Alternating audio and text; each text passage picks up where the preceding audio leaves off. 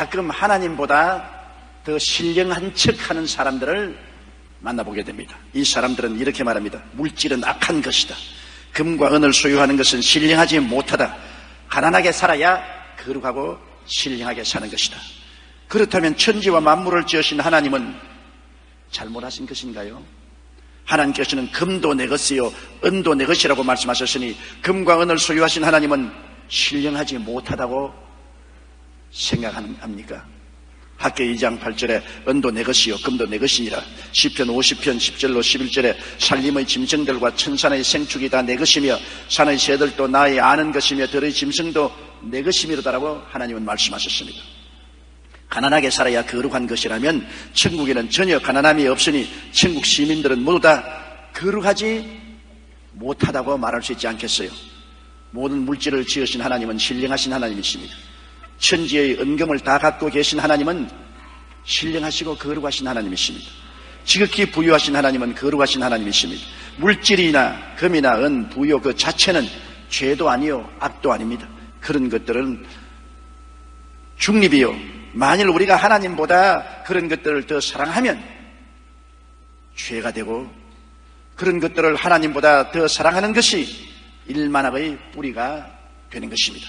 그런 것들을 탐하여 부정하게 소유하려고 할 때 많은 시련과 고통과 유혹과 올무에 빠지게 됩니다. 하나님께서는 우리들이 물질에 부족함이 없고 금과 은을 소유하며 부유하게 살고 그리고 신령하고 거룩하게 되기를 원하고 계십니다. 첫째로, 가난이 어디에서 나왔습니까? 에덴 동산에는 가난이 없었습니다. 하나님은 가난을 지으신 적이 없으십니다. 하나님을 중심으로 섬기며 살 때 아담은 하나님이 지으시고 예비하신 에덴에서 살았습니다. 에덴 동산에는 아름답고 먹기에 좋은 나무들이 나고 내 강이 발원하여 정금과 각종 보석이 있는 땅이라고 창세기 2장 11절로 12절에 말했습니다.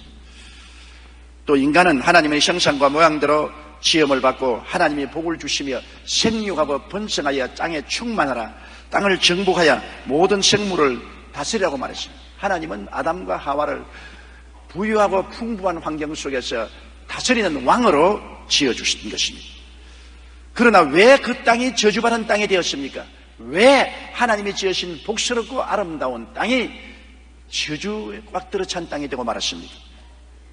자기가 하나님처럼 되어 스스로를 섬기며 살려고 하나님을 반역했을 때 에덴에서 쫓겨나고 땅은 저주를 받게 되었습니다. 창세기 3장 17절로 19절에 아담에게 이르시되 내가 내 아내의 말을 듣고 내가 너더러 먹지 말라 한 나무 실과를 먹었은즉 땅은 너로 인하여 저주를 받고 너는 종신토록 수고하여야 그 소산을 먹으리라. 땅에 내게 가시덤불과 은극히를 낼 것이라. 너희 먹을 것은 밭의 채소인즉 내가 얼굴에 땀이 흘려야 식물을 먹고 필경은 흙으로 돌아가니 그 속에서 내가 취함을 입었음이라. 너는 흙이니 흙으로 돌아갈지니라. 어마어마한 비극이요 저주의 선고를 받게 된 것입니다. 예레미야 17장 5절에도 마음이 야훼에게서 떠난 그 사람은 저주를 받을 것이라. 하나님을 떠나시니까 아담과 하와도 저주를 받고 땅도 저주를 받게 된 것입니다. 그래서 수고하고 무거운 짐진 삶의 시작이 다가오게 된 것입니다. 전에는 하나님께서 지으시고 예비해 주신 것을 값없이 은혜로 누리고 살았기 때문에 수고하고 무거운 것을 몰랐습니다. 그러나 이제는 아담 스스로 삶을 위하여 일하고 예비하며 무거운 짐을 지고 이마에 땀을 흘려야 되고 그 결과 가난이 따르게 되었습니다. 부모 슬하에 살 때는 부모가 다 예비하고 준비해 주므로 수고하고 무거운 인생이 무엇인지 몰랐지만은 부모 슬하를 떠나서 살게 되면 이제 자기가 자기를 위해서 무엇을 먹을까, 무엇을 입을까, 무엇을 마실까, 어디에 살 거를 예비해야 되므로 그때부터 무거운 짐을 지게 되고 수고로운 일을 해야만 하게 된 것입니다. 예레미야 2장 13절에 내 백성이 두 가지 악을 행하였나니 곧 생수의 그런 데는 나를 버린 것고 스스로 웅덩이를 판 것인데 그것은 물을 저축지 못할 터진 웅덩이라고 말했습니다. 하나님이 생수의 근원이 되셔서 끝없이 생수가 넘쳐 나올 수 있는데 그 근원된 하나님을 저버리고 스스로 웅덩이를 파는데 아무리 파도 물이 저축되지 않은 터진 웅덩이, 수고하고 무거운 짐을 지고 고생을 해도 안 된다는 것입니다. 야훼께서 집을 세우지 아니하시면 세우는 자의 수고가 헛되며 야훼께서 성을 지키지 아니하시면 세우는 자의 지키는 자의 수고가 헛되다고 성경은 말하고 있는 것입니다. 둘째로 가난이 복인가 저주인가를 우리가 알아봐야 됩니다. 가난을 걸머쥐고 살아온 세대를 뒤를 돌아보면 여러분, 가난이 복이 아니고 저주란 것을 너무나 잘 압니다. 일정 36년 동안 살아온 우리 근대사를 보십시오. 가난이 얼마나 철천지 원수가 되어 수많은 우리 동포들이 남부 여대하고 먹고 살기 위해서 조국 땅을 떠나 간도로 이민을 간 것을 기억하고 있습니다. 일정 36년 동안에 한국인의 평균 수명이 남자가 32.4세, 여자는 35.1세로 평균 37.7세에 불과했습니다. 얼마나 못 먹고 영양실조가 되고 병들었든지 평균 33살 7회에 불과하게 살은 것입니다. 얼마나 짧게 살았습니까? 요사이 33살에 죽으면 도저히 상상할 수 없다고 생각하지 않습니까? 그러나 평균 일정 36년 동안에는 33.7세가 평균 수명이었습니다. 그런 것이 그로부터 70년이 지난 2003년 현재 남자가 72.8세, 여자가 80세, 평균 76.5세로 무려 43년이나 늘어나게 된 것입니다. 일정 시대에 사는 사람보다 우리가 43년이나 더 많이 삽니다. 왜 그렇습니까? 똑같은 한국 땅인데, 똑같은 산수가 있는 곳에 사는데 그때보다 엄청나게 잘 먹고 잘 입고 잘 살고 영양실조가 없고 의학시설이 풍부하게 발달되어 있기 때문에 그런 것입니다. 가난할 때 산 사람들의 생명이 그렇게 짧았으나 부유하게 살 때 수명이 이렇게 늘어난 것을 우리는 잘 알 수가 있는 것입니다. 6.25 전쟁을 여러분 기억해 보십시오. 6.25 전쟁은 우리 민족에게 상상할 수 없는 비극을 가지고 왔습니다. 전쟁으로 말미암아 조국 강산이 다 불타버렸을 때 얼마나 많은 사람들이 전쟁으로도 죽고 굶어 죽지 않았습니까? 해방을 당한 우리나라는 채 10년도 못 되어 6.25 전쟁이 터졌지요. 그 바람에 가난과 굶주림은 더 심해졌습니다. 전 국민의 4분의 1이 기아에 허덕이게 되었습니다. 남북한 군인만 해도 280만 명이 사상자가 생겼고 민간인 사상자만 250만 명이 생겼습니다. 전쟁 미망인이 무려 30만 명이 넘었고 이들 중 대부분이 먹고 살기 위해서 중노동을 하고 혹은 몸을 팔기도 했습니다. 전쟁 고아가 10만 명이나 생겨서 돌봐줄 사람이 아무도 없는 이 아이들은 식당이나 길거리에서 버린 음식을 주워 먹고 살았습니다. 지금 북한의 굶주린 아이들이 바로 50년 전 우리의 모습입니다. 수도 없이 굶어 죽고 얼어 죽고 정말 비참하게 짝이 없었습니다. 그렇기 때문에 세계의 재앙을 연구해온 헤럴드 포스는 6.25 전쟁을 세계 역사 중 제4의 대재앙이라고 규제했습니다. 그런 6.25 사변을 통한 세계적인 재앙을 만나서 우리가 겪은 것이 가난입니다. 얼마나 헐벗고 굶주리고 배고프고 그로 말미암아 죽어가는지 모릅니다. 그렇기 때문에 여러분, 가난과 굶주림이 결코 축복이 될 수 없습니다. 가난과 굶주림은 무시무시한 재앙이요 저주인 것입니다. 누가 가난이 축복이라고 말합니까? 누가 가난이 거룩한 것이라고 말할 수 있습니까? 이 세상의 가난한 현실을 보십시오. 제3세기의 기아는 참으로 비극적입니다. 북한의 참상은 95년에서 98년 사이에 350만 명이 굶어 죽었습니다. 350만 명입니다. 어린이 62%가 영양실조에 걸려있고 결핵 환자 수가 400만 명이니 북한 인구 5명당 1명이 결핵으로 고통을 당하고 있습니다.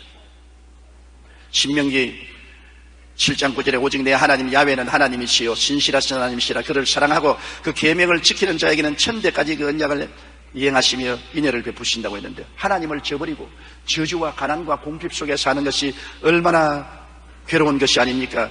국제연합산하기관인 세계식량계획은 세계의 기아 인구가 8억 2,600만 명에 달한다고 말했습니다. 이들은 만성적인 영양결핍에 시달리고 있는데 그 중에도 특히 여자들과 어린아이들이 더 큰 피해를 겪고 있다는 것입니다. 매일 1,000여 명의 여자들이 간단한 의료 혜택을 받지 못해서 죽어가고 있습니다. 매년 2만 명의 어린이들이 야채와 70원만 있으면 살 수 있는 비타민제를 먹지 못해 눈이 실명되고 있습니다. 매년 1,400만 명의 아이들이 기아와 영양실적으로 죽어가는데 이는 7초에 한 명꼴로 굶주려서 죽어가고 있습니다. 가난이 복이라고요? 얼마나 몸서리치는 저주가 아니고 뭡니까? 한 보고서에 의하면 현재 아프리카는 24개국 1억 5천만 명이 심한 식량난을 겪고 있으며 사상 최악의 기근으로 농작물의 90%가 말라 죽어 있다고 말하고 있는 것입니다. 가난은 저주입니다. 축복이 아닙니다. 신명기 28장 15절로 19절에 내가 만일 내 하나님 야훼의 말씀을 순종하지 아니하여 내가 오늘날 내게 명하는 그 모든 명령과 규례를 지켜 행하지 아니하면 이 모든 저주가 내게 임하고 내게 미칠 것이니 내가 성읍에서도 저주를 받을 것이며 들에서도 저주를 받을 것이며 내 광주리와 떡반죽 그릇이 저주를 받을 것이요 내 몸의 소생과 내 토지의 소산과 내 우양의 새끼가 저주를 받을 것이며 내가 들어와도 저주를 받고 나가도 저주를 받으라고 말했습니다. 신명기 30장 19절로 20절 우리 다 같이 소리내어 한번 읽어보십시다. 내가 오늘날 천지를 불러서 너희에게 증거를 삼노라. 내가 생명과 사망과 복과 저주를 내 앞에 두었은즉 너와 내 자손이 살기 위하여 생명을 택하고 내 하나님 야훼를 사랑하고 그 말씀을 순종하며 또 그에게 부종하라. 그는 내 생명이시요 내 장수시니 야훼께서 내 열조 아브라함과 이삭과 야곱에게 주리라고 맹세하신 땅에 내가 거하리라. 유대인의 탈무드에 나오는 유대인의 일화 중에 이런 이야기가 있습니다. 명의로 소문난 의사가 있었는데 다른 의사들에게 가시는 병이 절대로 안 낫는 사람들이 이 의사 선생님이 가면 척척 나아요. 그런데 어느 날 한 환자가 그를 찾아왔습니다. 선생님, 저는 지병으로 평생을 고생하고 있습니다. 선생님은 유능해서 어떤 병이라도 고치신다고 소문을 듣고 이렇게 찾아왔으니 제 병을 좀 고쳐주십시오. 그 말을 듣고 의사가 어디 아픈 데를 좀 봅시다 하며 진맥을 하리까 하니까 두 손을 내어 저으면서 아니요 선생님, 아니요, 제 병은 몸에 든 병이 아닙니다. 제 병은 다름 아닌 가난병입니다. 그러자 그 명의가 한숨을 푹 내쉬더니 몹쓸 병에 걸렸군요. 그 병은 저도 고칠 수가 없습니다. 가난은 누구도 고칠 수 없는 저주받은 병입니다. 그렇게 말했다는 것입니다. 가난병은 저주받은 병이에요. 가난병은 나라도 책임지지 못하는 것입니다. 앤드류 매튜스라는 학자는 종교적 가르침은 가난한 자에게 먹을 것과 입을 것을 주라고 했지 우리들을 가난해지라고 설파한 적은 없다는 것입니다. 어디 성경에 가난해지라고 말했습니까? 가난한 자에게 먹을 것과 입을 것을 주라고 말씀했죠. 스마일 씨는 악의 근원을 이루는 것은 돈 자체가 아니라 돈에 대한 애착이라고 말했던 것입니다. 셋째로 가난은 하나님의 뜻이 아니라는 것을 우리가 확실히 알아야 돼요. 하나님은 근본적으로 우리에게 복을 주시기를 원하시는 하나님인 것입니다. 에덴 동산부터 하나님은 가난을 지은 적이 없지 않아요. 마지막 새하늘과 새 땅과 새 예루살렘을 보십시오. 얼마나 부유하고 풍성하고 아름답습니까? 가난은 인간이 하나님을 대적하고 반역을 꾀한 거로 스스로 자취한 형편인 것입니다. 신명기 28장 1절로 6절에 보면 하나님의 복 주시기를 얼마나 원하신 것을 볼 수 있어요. 내가 내 하나님 야훼의 말씀을 삼가 듣고 내가 오늘날 내게 명하는 그 모든 명령을 지켜 행하면 내 하나님 야훼께서 너를 세계 모든 민족 위에 뛰어나게 하실 것이라. 내가 내 하나님 야훼의 말씀을 순종하면 이 모든 복이 내게 임하며 내게 미치느니 성읍에서도 복을 받고 들에서도 복을 받을 것이며 내 몸의 소생과 내 토지의 소산과 내 짐승의 새끼와 우양의 새끼가 복을 받을 것이며 내 광주리와 떡반죽 그릇이 복을 받을 것이며 내가 들어와도 복을 받고 나가도 복을 받을 것이니라. 사람을 복 주실 거 아니라 그 복받은 사람이 기르는 우양의 새끼까지 복을 받겠다. 생활과 환경에 하나님이 축복해 주겠다는 것입니다. 고린도후서 9장 8절로 10절에도 하나님이 능히 모든 은혜를 너희에게 넘치게 하시다니 이는 너희로 모든 일에 항상 모든 것이 넉넉하여 모든 착한 일을 넘치게 하리 하심이라. 기록된 바 저가 흩어 가난한 자들에게 주었으니 그 여의가 영원토록 있느니라 함과 같음이라고 말한 것입니다. 심는 자에게 씨와 먹을 양식을 주시는 이가 너희 심을 것을 주사 풍성하게 하시고 너희 의의 열매를 더하게 하시라. 요한 3서 1장 2절에 사랑하는 자여 내 영혼이 잘됨 같이 내가 범사에 잘되며 강건하기를 내가 간구하노라. 그냥 구하는 거 아닙니다. 간절히 소원하는 바는 내 영혼이 잘되고 범사가 잘되며 강건한 것이라고 말했었습니다. 여러분 성경에 보면 아브라함이 시련은 많았지만 가난하진 않았습니다. 그는 크게 복주어 창성케 하셨습니다. 많은 우양과 은금과 약대와 나귀와 노비들을 가진 것이 우리 믿음의 조상 아브라함이었습니다.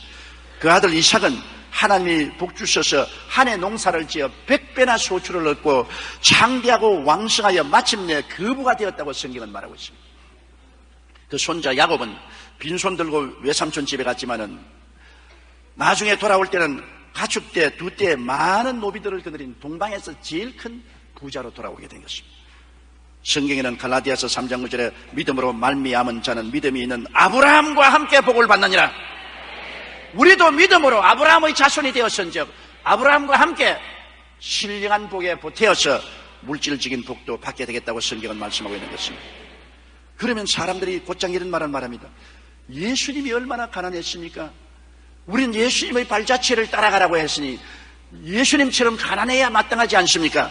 맞아요. 예수님 가난하셨어요. 마태복음 8장 20절에 예수께서 이르시되 여우도 굴이 있고 공중의 새도 거처가 있으되 오직 인자는 머리 둘 곳이 없다 하시더라. 예수님은 풍찬 노숙을 하시면서 살으신 것은 사실입니다. 그러나 예수님이 그렇게 고난당한 이유는 우리의 가난을 대속하기 위해서 그렇게 하셨다는 것입니다. 고린도후서 8장 9절에 우리 주 예수 그리스도의 은혜를 너희가 알거니와 부유하신 자로서 너희를 위하여 가난하게 되시면 그의 가난함을 인하여 너희로 부유케 하려 하심이라. 내가 가난했으니 나를 따라오너라. 나처럼 풍찬 노숙을 하고 살아라. 그렇게 말씀하신 것이 아닙니다. 내가 풍찬 노숙을 하고 살은 이유는 너희로 부유케 만들기 위해서 그렇게 된 것입니다. 부모가 허리띠를 메고 굶주리면서 수고하고 고생한 것은 자식에게 그런 가난을 대물림하지 않으려고 그렇게 하는 것이지, 내 부모가 허리띠 묶고 가난하고 헐벗고 굶주렸으니 너도 대물림으로 가난해라, 그런 부모가 어디에 있습니까? 갈라디아 3장 13절 14절에 그리스도께서 우리를 위하여 저주를 받은 바 되사 율법의 저주에서 우리를 속량하였으니 이는 기록된 바 나무에 달린 자마다 저주 아래 있는 자라 하였음이라. 이는 그리스도 예수 안에서 아브라함의 복이 이방인에게 미치게 하렵니다. 심지어 주님께서 저주를 받기까지 하면서도 우리에게는 복을 주시기를 원하셨어요. 예수님이 우리에 대한 절절한 사랑과 기원은 우리가 가난하지 말고 저주받지 말고 영혼이 잘되고 범사에 잘되며 강건하고 생명을 얻되 풍성히 얻으며 살기를 원하시는 것이었습니다. 그럼 넷째로, 신령하면서도 부할 수가 있는가 물을 것입니다. 부한 사람은 신령하지 않지 않아? 신령하면서도 부할 수가 있느냐? 그런 질문한 사람이 있습니다. 우리가 삶의 순서를 바로 하고 살면은 금과 은을 아무리 가져도 그 사람은 신령하고 거룩한 삶을 살 수 있습니다. 마태복음 6장 33절에 너희는 먼저 그의 나라와 그의 의를 구하라. 그리하면 이 모든 것을 너희에게 도와주리라. 먼저 할 것과 나중할 순서를 바꾸면 안 됩니다. 우리가 하늘나라와 하늘 의를 먼저 구해야 됩니다. 영원한 것을 먼저 구해야 돼요.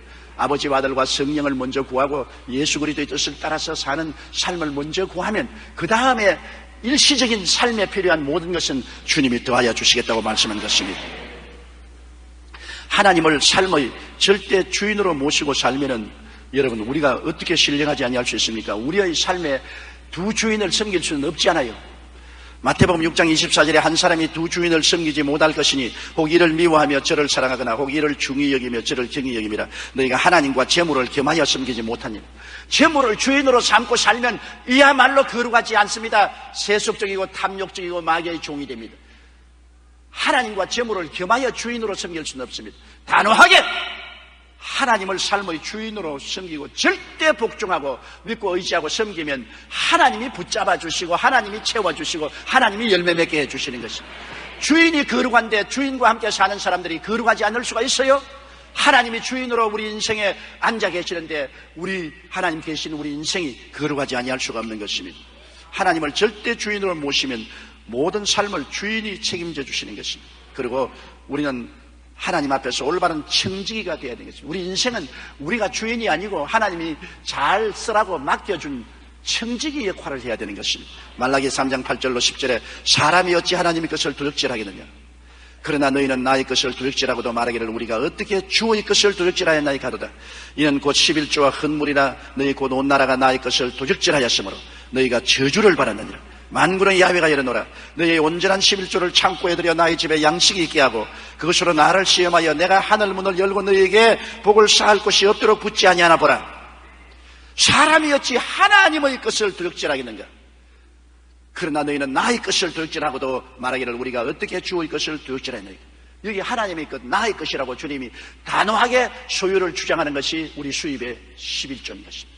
우리 수입의 11조는 하나님의 것이요 예수 그리스도의 소유인 것입니다. 여기에 우리가 청지기 노릇을 잘해서 하나님의 소유를 반드시 하나님께 돌리는 삶을 살아야 돼요. 하나님의 소유까지 훔치고 도둑질하고 난 다음에야 어떻게 복을 받겠습니까? 저주를 받지 않을 수 없지요. 도둑 중에도 하나님의 것을 도둑질한 것은 대도둑입니다. 잠언서 3장 9절로 10절에 내 재물과 내 소산물의 정익은 열매로 야훼를 홍경하라. 그리하면 내 창고가 가득히 차고 내 젖들에 새 포도즙이 넘치라고 말하는 것입니다. 옛날에 김익도 목사님이 재령에서 부흥회를 인도할 때입니다. 본래 김익도 목사님은 신유 연사를 가진 사람이라 김익도 목사님이 가서 복음을 전가하면 병든 자가 인산인해로 모여갖고 많은 사람이 병에서 고침을 받았습니다. 그런데 재령에서 부흥회 할 때 한 남자가 오더니 안수를 하고 있는 김익도 목사님의 손을 꼭 잡고 놓지 않은 것입니다. 그러면서 나는 본시 건강하니까 건강을 위한 안수는 필요 없고 물질의 축복이 필요한데 물질의 축복을 받으려면 11조를 내야 한다고들 들었습니다. 그런데 내 마음이 자꾸 흔들려서 11조를 못 내고 있으니 목사님께서 제게 11조 안수를 해 주십시오. 그렇게 부탁을 했습니다. 김익도 목사님은 그 자리에서 입고 있던 두루마기에 소매를 쫙 찢어가지고서 그걸 묶어서 주머니를 만들어가지고서 그에게 주면서 당신이 물질의 축복을 받기 원한다면 항상 이 주머니를 갖고 다니면서 수입에서 들어오는 대로 여기에 철저하게 11조를 넣어서 교회에 바치시오. 그리고 안수를 해 주었습니다. 그 남자는 장마다 돌아다니며 장사를 하는 장돌뱅이였는데 그 후로는 이 11조 주머니를 꼭 옆구리에 차고 다녔습니다. 10원을 벌면 1원을 넣고 100원을 벌면 10원을 넣습니다. 그 모습을 하도 신기해서 사람들이 그게 뭐요? 하고 물으면 이건 11조 주머니인데 나에게는 축복의 주머니라고 대답을 했습니다. 그로부터 3년이 지나자 놀라운 일이 벌어졌습니다. 하나님께서 그를 얼마나 축복해 주셨던지 한낱 장돌뱅이에 불과했던 그가 재령에서 제일 가는 재벌이요 황해도에서 헌금을 가진 많은 드리는 장로가 되었던 것입니다. 그가 바로 재령교회의 정찬식 장로입니다.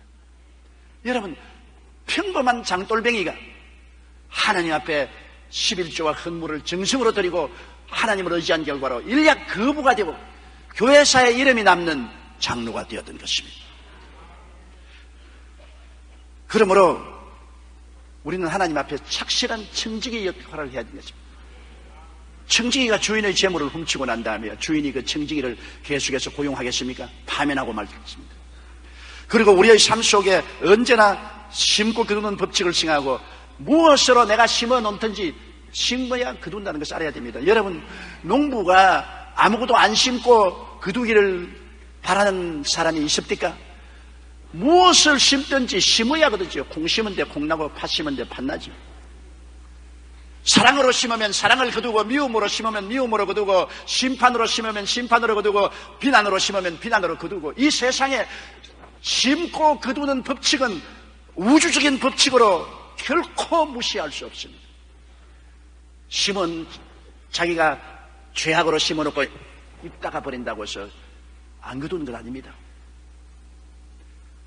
고린도후서 9장 6절로 7절에 이것이 곧 적게 심는 자는 적게 거두고 많이 심는 자는 많이 거둔다 하는 말이로다. 각각 그 마음에 정한 대로 할 것이요 인색함으로나 억지로 하지 말지니 하나님은 절려내는 자를 사랑하느니라고 말씀하고 있었습니다. 하나님은 우리 생애 속에 심는 것을 보시고 거두게 하십니다. 영적으로도 생명으로 심으면 생명으로 거두고 사망으로 심으면 사망으로 거둡니다.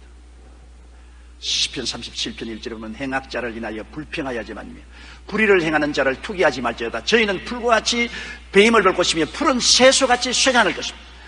행악을 하고 죄악을 하면 우리가 세상에 푸른 하늘 밑에서 저런 죄를 범하고 악을 행해도 하나님이 내버려 두냐고 하지만 성경은 말씀하기를 심은 대로 거둔다. 푸른 채소같이 속히 배임을 볼 것이며 쇠잔해지고 말 것이라고 말씀하고 있는 것입니다. 물질도 안 가집니다. 봉사도 안 가집니다. 물질을 심든지 시간 내고 몸들여 봉사하든지 심은 대로 내가 거두지 않으면 내 자손 때라도 거두는 것입니다. 필라델피아에 있는 작은 교회에서 있었던 일이 있습니다. 그는 오랫동안 교회 건축을 기도하고 있었습니다. 그런데 하루는 담임 목사인 챔버스 목사님이 이 문제를 놓고 새벽 기도를 하고 있는데 새벽에 문을 두드리는 소리가 들렸습니다. 너무 이른 새벽이라 목사님은 이해하게 생각하여 문을 열었는데 그곳에는 일찍 아버지를 여의고 벽돌 공장에서 막노동을 하는 존이란 소년이 서 있었습니다. 존, 이렇게 이른 새벽에 웬일이야? 목사님 이렇게 일찍 와서 죄송합니다. 새벽이 아니면 시간이 없어요. 목사님께서 어제 예배에 교회당을 짓는 데는 돈도 필요하지만 물건도 필요하다고 하셔서 제가 노동하는 공장에 벽돌 한 장 한 장씩을 사장님으로부터 허락을 받고 모아서 이렇게 한 수레에 벽돌을 싣고 왔습니다. 이 벽돌도 교회당 짓는데 유용하게 사용될 수 있을까요? 그렇게 했습니다. 목사님은 추운 이른 아침에 소년이 와서 부들부들 떨고 있는 것을 보고 와락 소년을 끌어안으며 이렇게 말했습니다. 그래, 눈까지 내리는 이 추운 새벽에 벽돌을 한 소리나 끌고 왔단 말이냐? 고맙구나, 존. 너무너무 고맙구나. 지금 나는 하나님을 대신해서 너에게 고맙다는 말을 하는 거야. 너의 정성과 아름다운 마음은 1만 달러보다도 100만 달러의 기부보다도 더 귀하단다. 하나님 대신해서 내가 기쁘게 받아들인다. 그리고 축복을 해주었습니다. 그런데 이 초등학교도 못 나온 존 와나메이커는 그 길로부터 하나님의 은총과 축복을 받아서 나중에 미국에서 큰 부자가 되었습니다. 미국의 백화점 왕으로 불리는 존 와나메이커가 되고 미국의 재무부 장관까지 했습니다. 하나님이 진토와 그런 무더기에서 이렇게 세워서 세계적인 부호로 만든 것은 심고 거두는 법칙을 잘 사용했기 때문인 것입니다. 그가 비록 벽돌 한 수레를 심었지만은 그게 하나님을 사랑하고 하나님께 충성하는 마음이 함께 심어진 것입니다. 그 목사님이 하나님을 대신해서 이것을 받는다고 했을 때 하나님이 받으신 것입니다. 하나님 대신해서 축복을 해주셨습니다. 하나님의 축복이 그의 생애를 영화롭게 만들어준 것입니다. 우리가 물질을 가지면서도 신령하게 살기 위해서는 물질에 집착하지 말아야 되는 것입니다. 누가복음 6장 38절에 주라 그리하면 너희에게 줄 것이니 곧 후회되어 누르고 흔들어 넘치도록 하여 너희에게 안겨주리라. 너희 헤아리는 그 헤아림으로 너희도 헤아림을 도로 받을 것이니라. 물질이 있으면 물질을 애착을 가지고서 수전노가 되지 말고 하나님이 필요하다고 하실 때 풍부하게 사용할 줄 알아야 되는 것입니다. 헌금도 풍부히 하고 부재도 풍부히 하고 하나님이 하라고 하실 때는 아낌없이 물질을 드릴 줄 알아야 됩니다. 사람이 물질의 노예가 되어서 물질에게 밀려서 다니면 그건 비참하게 되고 마는 것입니다. 물질의 주인이 되어야 돼요. 물질에 애착하지 말아야 되는 것입니다. 하나님 섬기면서 하나님이 쓰라는 곳에는 언제든지 써야 됩니다. 저는 예전 스페인의 라스팔마스 순복음교회 성회를 인도하지 했습니다. 그 라스팔마스 교회는 굉장히 아름답습니다. 산꼭대기 위에 있는 아주 등대와 같이 아름다운 교회인 것입니다. 그 교회를 누가 지었냐면 그 교회에 나오는 집사님 한 분이 교회를 지었습니다. 교회가 꼭 필요하니까 교회당을 사서 수리해서 세워야 되겠는데 돈이 없습니다. 그 집사님은 회사에서 일하다가 피땀을 흘려서 모은 집 한 채가 있었는데요. 그는 기도하는 가운데 그 집을 팔았습니다. 그리고 몽땅 그 집을 바쳐서 교회를 지었습니다. 그러고 난 다음에 회사를 그만두고 빚을 내어서 배를 한 척 사서 그 이름을 할렐루야 1호라고 붙였습니다. 그는 선장과 선연들을 채용한 후 함께 금식하며 기도로 출항 준비를 했습니다. 그런 다음 할렐루야 1호를 바다에 띄웠는데 놀라운 기적이 일어났습니다. 그곳에서는 대개 배가 바다에 나가서 조업을 하면 70일 동안에 약 30만 달러 정도의 고기가 잡혔습니다. 70일을 조업하면 약 3억 원 정도의 고기를 잡을 수가 있습니다. 그런데 우리 집사님이 배가 바다에 나간 지 40일 만에 70만 달러의 고기를 잡은 것입니다. 반도 안 되는 일수에 7억 가까운 수입을 올리게 되었습니다. 사상 최대의 의학약이었습니다. 결국 집사님은 그 한 배의 판매금으로 단번에 빚을 다 갚았다고 간증하며 하나님께 영광을 돌리는 것을 제가 들은 적이 있습니다. 하나님께 자신이 가진 최상의 것을 드리자 하나님께서 누르고 흔들어 넘치게 해서 안겨준 것입니다. 물질의 애착을 가지고 하나님이 쓰라고 하는데도 안 쓰고 자꾸 벌벌 떨면 하나님은 그 물질에 저주해버리고 마는 것입니다. 물질은 쓰라고 주신 것입니다. 내가 그걸 자꾸 매달리면 안 됩니다. 주시는 대로 많이 주면 많이 주시는 대로 적게 주면 적게 주시는 대로 언제나 갈릴리 호수물처럼 내보내야 되는 것입니다. 갈릴리 호수물은 요단강에 물이 들어와서는 고여서 사해로 흘러내려 보냅니다.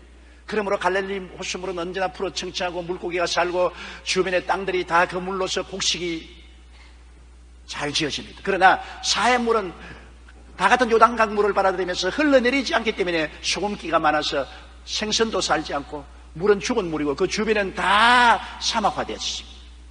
물질은 사람과 환경을 살릴 수도 있고 사람과 환경을 죽일 수도 있는 것입니다. 그러므로 물질의 노예가 되지 아니해야 우리가 물질을 가지면서도 신령한 생활을 할 수가 있는 것입니다. 하나님과 함께 벌고 소유한 물질은 결코 악하지 않습니다. 물질이 하나님의 뜻을 따라 하나님의 영광을 위해 사용될 때 얼마나 선하고 아름다운 일이 성취되지 않습니까?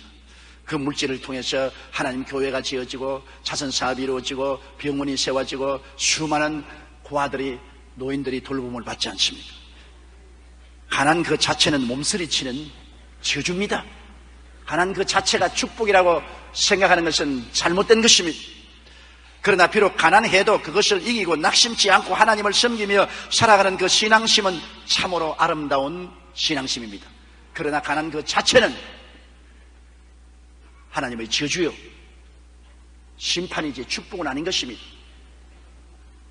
그러므로 우리는 그 나라와 그 일을 먼저 구하며 주님께 축복을 받아서 남을 축복할 수 있는 무엇을 가지고 있어야만 되는 것입니다. 빈손 들고는 이웃에 아무 축복도 안 됩니다. 빈손 들고는 하나님 나라를 세우는데 아무 도움도 안 됩니다. 우리가 나누기 위해서 먼저 받아야 되며 남에게 채우기 위해서 우리가 먼저 체험을 받을 수 있도록 주님 앞에서 항상 기도하게 되시기를 주님 이름으로 축원합니다. 다 같이 고개 숙여 기도드리겠습니다. 전능하시고 거룩하신 아버지 하나님, 가난이 축복도 아니고 신령하기도 아니라는 것을 오늘 우리가 하나님 말씀을 통해서 알아보았습니다. 우리 아버지 하나님이시여, 우리는 이 땅에 살면서 가난하고 헐벗고 굶주린 사람들을 돌보아주고 나누어주고 입히고 먹이는 일에 힘을 쓸 수 있도록 주님께서 복을 나려 주시옵소서. 예수님 이름으로 기도드리옵소서.